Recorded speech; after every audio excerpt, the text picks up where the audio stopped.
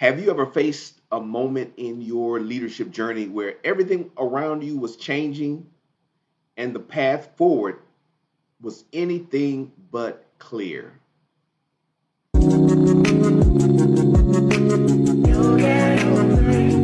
Well, Rise and Shine leaders, this is Glenn Guyton, keynote speaker and workplace trainer. It's time for our executive coffee break. I've got my beverage in hand. It's just water this morning. I hope you have yours too. They say you can't choose your family, but you can choose your workplace culture and your beverage. Please choose better than I did this morning, but water is good, right? Water is always good. And remember, leadership matters, so you might as well get good at it. Well, today, I want to give you 5 essential leadership tips for navigating crisis and change. It seems like, I don't know about you, but it seems like as a senior leader, one of the things that we are always doing is putting out fires, right? Dealing with crisis. So it's essential that we know how to deal with these turbulent times. And I don't think things are settling down post COVID, the political environment. There are so many things going on and so many things to capture our attention. And so many people are trying to go back to 2019.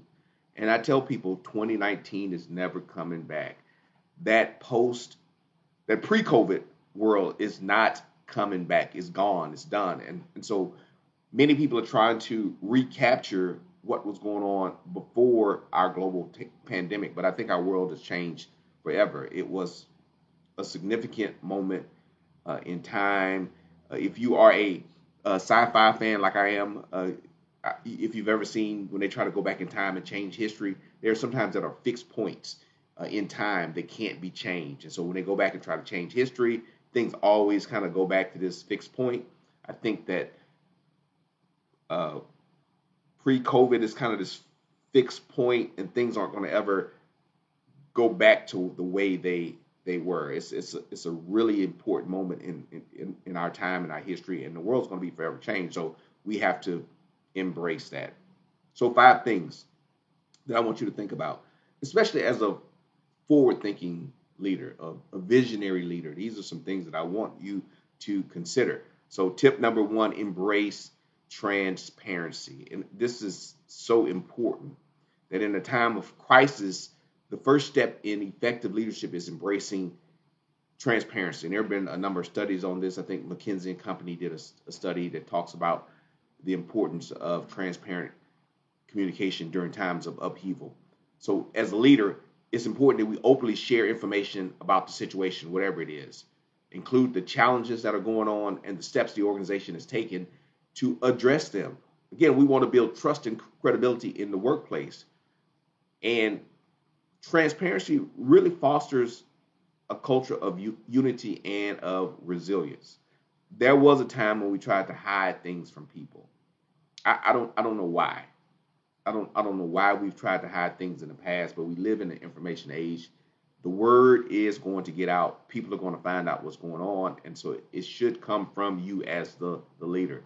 Ensure people know what's happening, and you don't have to be all doom and gloom. Just be realistic with people when you address these challenges. Let them know we're having financial challenges. Layoffs may be coming. We're having uh, challenges with this program or this process. Things may be delayed, and this will be the impact of these things, and this is how we're going to work through it. I like to be honest with the people that I lead. It really, again, I like to sleep at night as a leader. Sometimes I don't get to sleep at night because things get stressful and things weigh on your mind. But it does help knowing that I'm not trying to figure out what I did or didn't say, that I'm not hiding the truth. And at the end of the day, once you get through the crisis, people want to know that they can trust you, that you were honest with them, and that you supported them. So embrace that transparency. Number 2, during a crisis, my program management professionals might enjoy this, but accelerate decision making during a time of crisis. Uh, it's essential that we make quick decisions. And so that means we should have had good processes in place. We should probably have had a good crisis management plan uh, in place, a strategic plan that kind of foresaw some of these things, and you should have some contingencies built in. But we want to make quick decisions. Um, there's a cost to inaction. There is. Again, leaders should lead. Uh, the cost of inaction often outweighs the risk of making an imperfect decision.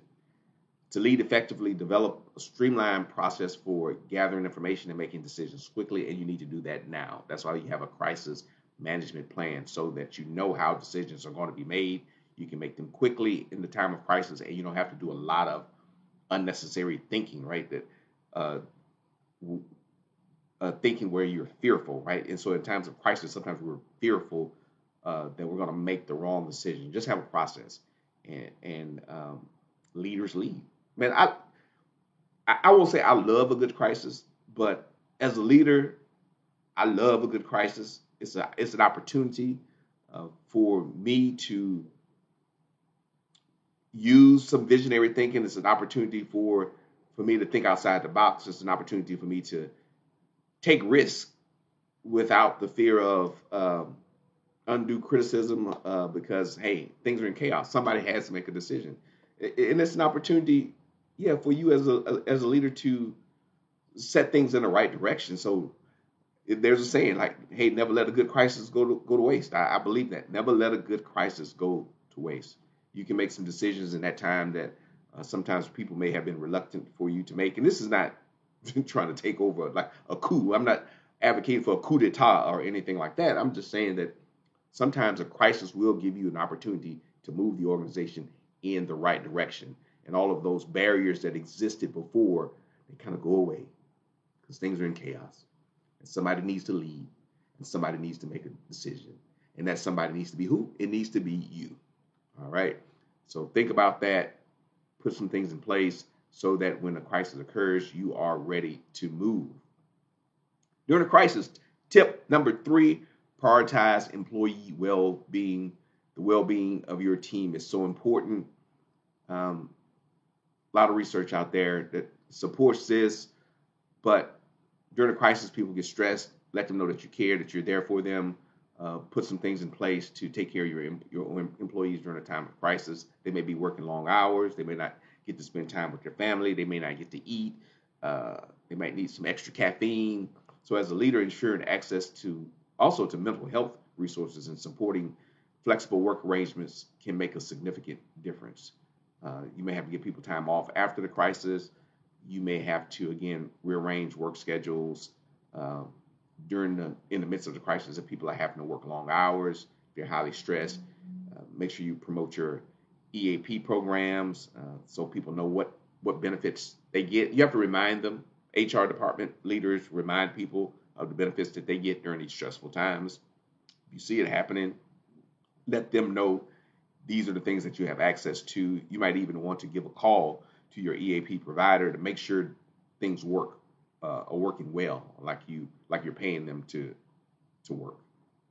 Number 4, lead with empathy and inclusivity. Leading with empathy and inclusivity is crucial, especially during challenging times.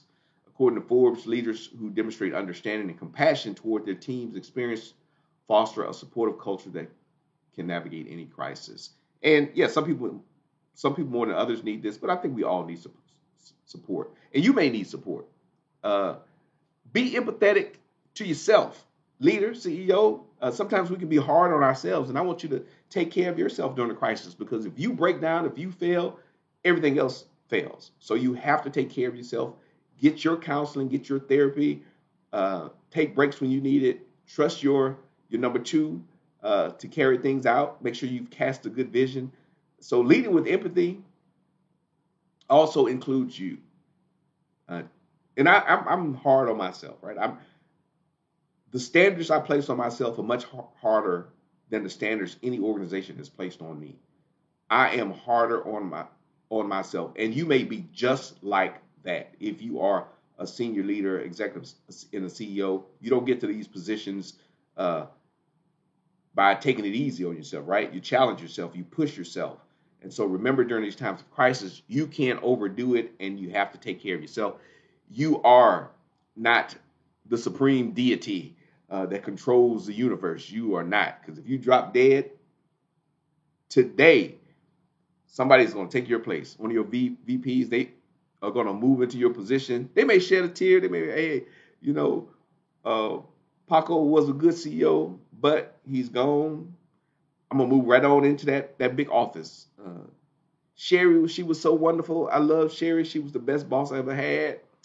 But now it's my time to get that promotion. They may cry for a little bit. They'll miss you for a short period of time, but you got to be around. So be empathetic to yourself, and of course, show that same empathy to your team, the people that you work with, the people that work for you. Make sure you're bringing in the right people during this time. It's not a time to isolate yourself from your team. You need to be understanding during a time of crisis and listen to you people. Figure out what's going on. Hey, uh, take some time to kind of reset during the crisis. Make sure everyone's focused and it's moving in the same direction and people aren't just freaking out. I could tell you a story uh, about people freaking out during crisis, but I won't tell you that story. I don't even know why I brought it up. I'm not going to tell you that story. My wife probably wouldn't appreciate me telling you that story, so I'm going to keep it to myself. But if you're curious, email me. Maybe I'll respond to you and tell you it then. So number 5, lastly, stay focused on the long-term vision. This is why we have strategic plans. This is why we have mission and vision statements. Because when things hit the fan, when it hits the fan, whatever it is, when it hits the fan, when it goes up into the ceiling and hits it, stay focused on the long-term vision. Effective crisis management involves maintaining a focus on the long-term vision of the organization. Leaders who communicate a clear forward-looking vision during crisis help anchor their teams and guide them through uncertainty. Remind people, this is what we do. This is who we are. All hell is breaking loose around us, but this is what we do. Stay the course. Stay focused. Keep moving toward the goal line. Say, this is the direction that we're headed. We are not going to let these things distract us. Sure, we may get punched in. These are such violent analogies, right? Let me be less violent. We may get pushed to the side. That's still kind of violent. I don't know. I need to find some less violent analogies as I do these presentations. But things will try to take us off our path. Will try to distract us, and we'll tend to start drifting in the wrong direction in times of crisis. You don't want to do that. Stay focused. Remind people this is our mission. This is our long-term vision. I like to go back to basics during a time of crisis. I like to get people cemented in whatever our foundation is. Oh, hey, this is the thing that we stand upon. Let's re-educate people. Let's remind people of why we're here, what we do. Simplify the vision.